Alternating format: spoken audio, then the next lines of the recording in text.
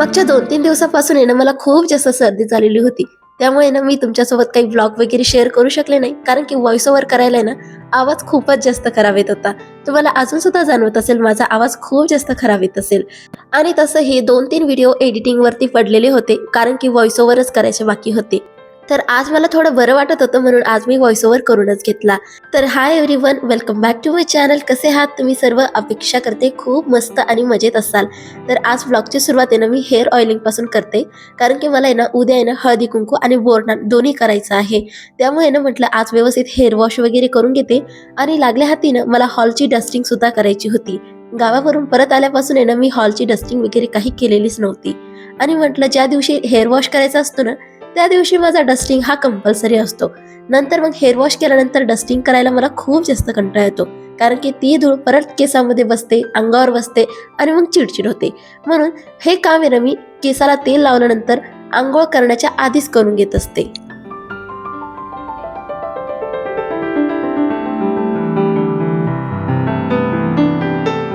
कमीत कमी 10-15 मिनिटांसाठी केसाला छान अशी चंपी केली आणि त्यानंतर किचनमध्ये आले.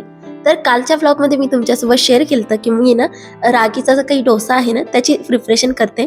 आणि सकाळपर्यंत हे जे काही रागी आणि तांदूळ आहे छान असे भिजले गेलेले होते. तुम्हाला एक पर्सनल सजेशन आहे माझं. तुम्ही जर डाळ तांदळाचं जे काही इडली वगैरे बनवतात ना त्यासाठी तुम्ही मॅक्सिमम 7 ते 8 तास तरी तांदूळ आणि डाळ भिजवले ना तर पर्याप्त होतो.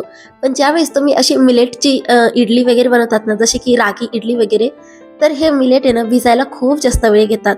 त्यामुळे ना मी हे जे मिलेट आहे ना हे कमीत कमी ना 10 ते 12 तास इतके भिजवले होते. कारण की रागी ना दळायला पण थोडा वेळ घेते कारण की बारीक आहे. त्यामुळे ना मी त्याला भिजण्यासाठी थोडा एक्स्ट्राचा वेळ देत असते. आणि दुसरं महत्त्वाचं म्हणजे हे बॅटर आहे ना आपल्याला जमेल तितकं स्मूथ दळायचं असतं. कारण की हे बॅटर जर आपण हलकंसं जरी रवा ठेवलं ना जे काही नाचणीचे दाणे आहेत ना बारीक बारीक ते दाताखाली येईल आणि आपली जी काही डोसा आहे किंवा इडली किंवा अप्पे ते खाताना आहे ना असे चरचर लागतील. फक्त ह्या 2 टिप तुम्ही लक्षात ठेवा. त्यामुळे ना हे बॅटर अगदी परफेक्ट बनेल. आणि दुसरं महत्त्वाचं म्हणजे ना आता ही जी काही रागीची इडली आहे ना ही बऱ्याच लोकांना आवडणार नाही. कारण की याची टेस्ट आहे ना ओरिजिनल इडलीपेक्षा ना बरीच वेगळी लागते. कारण की यामध्ये मिलेट वापरलाय तर त्याचा फ्लेवर सुद्धा यामध्ये येतो. आता तुम्ही जर हेल्थ कॉन्शियस असाल, टेस्ट पेक्षा तुम्ही जर स्वतःच्या हेल्थकडे जर प्रायोरिटी देत असाल ना तर ही जी इडली आहे ना तुमच्यासाठी अगदी परफेक्ट आहे. पण तुम्ही जर खाण्यामध्ये अगदी चटपटे आणि चटोरे असाल ना माझ्यासारखे तर तुम्हाला ही इडली अजिबात आवडणार नाही. खरं सांगते कारण की यामध्ये ना रागीची जी काही चव आहे ना ती खूप जास्त प्रमाणात येते. तर हे माझं पर्सनल ओपिनियन आहे. पण दुसरं महत्त्वाचं सांगायचं तर कॅल्शियमचं हे खूप छान सोर्स आहे. म्हणून मला तरी वाटतं की रेग्युलर इडलीपेक्षा आहे ना कधी कधी ही रागीची इडली नक्कीच ट्राय करून बघा.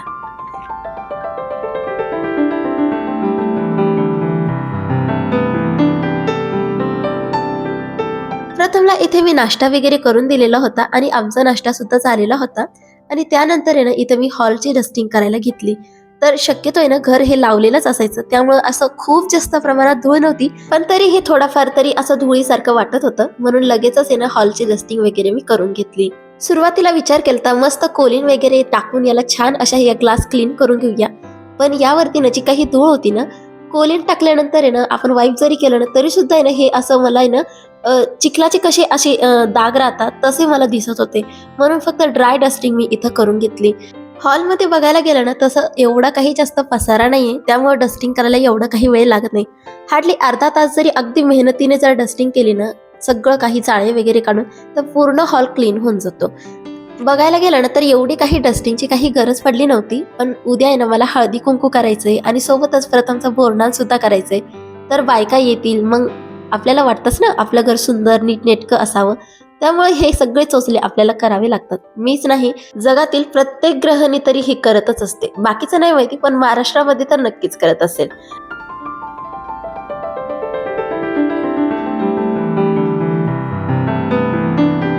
आपण लेडीज म्हटलं ना तर आपलं एक जोडीमध्ये कधीच काम भागत नसतं. एक शूज पाहिजे, एक वेस्टर्न वेअर पाहिजे, एक ट्रेडिशनल वेअर पाहिजे. कमीत कमी आपल्याकडे 2 ते 3 चपलांचे जोड असतातच.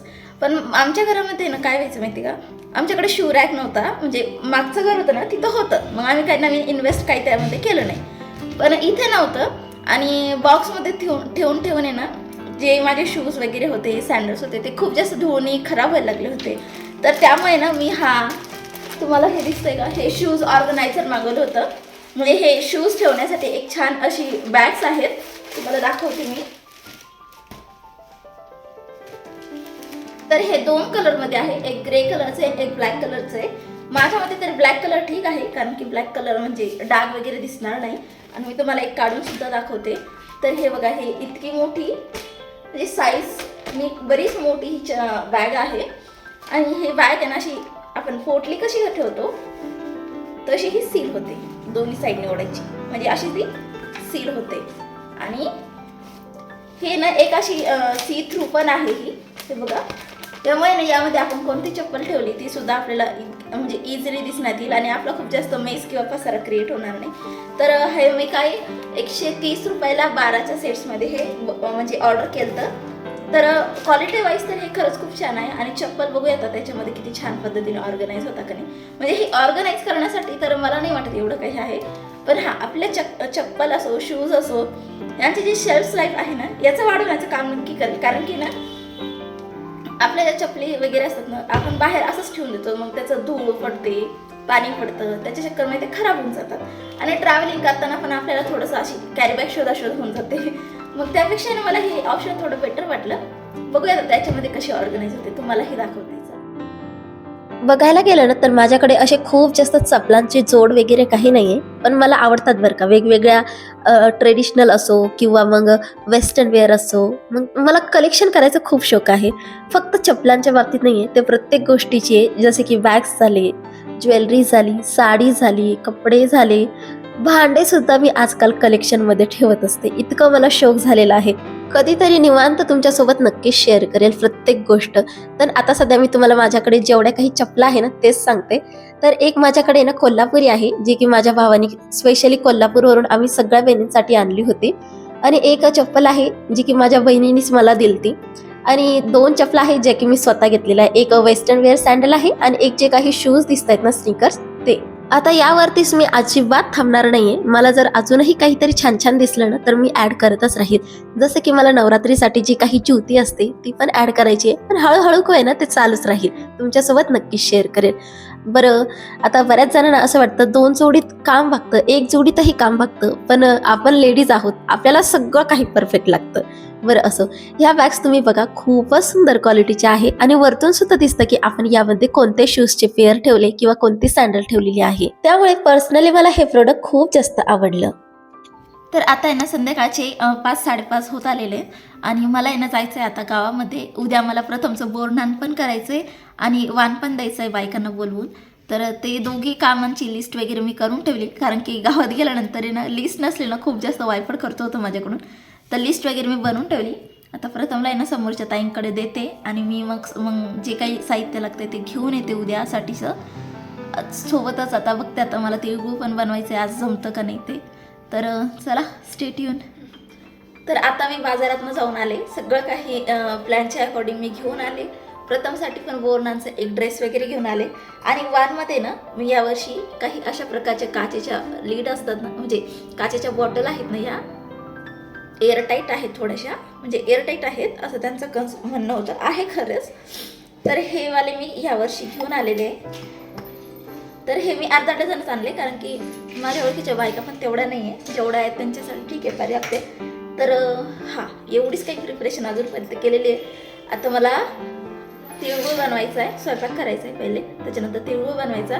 उद्या मेकअप कसा ठेवायचा, साडी कशी घालायची, कोणती साडी घालायची याचा अर्थ पण अजून खूप विचार करायचा आहे. डेकोरेशन करायचं आहे, म्हणजे बोरनांचं डेकोरेशन करायचं आहे, रांगोळी, हे खूप मोठं डिसाईड करायचं बाकी आहे. तर आता मी सगळं ते डिसाईड करेल. आणि आजचा ब्लॉग मी इथंच संपवते. कसा वाटला आजचा ब्लॉग मला कमेंट करून नक्कीच सांगा. भेटूयात उद्याच्या ब्लॉगमध्ये. Bye bye.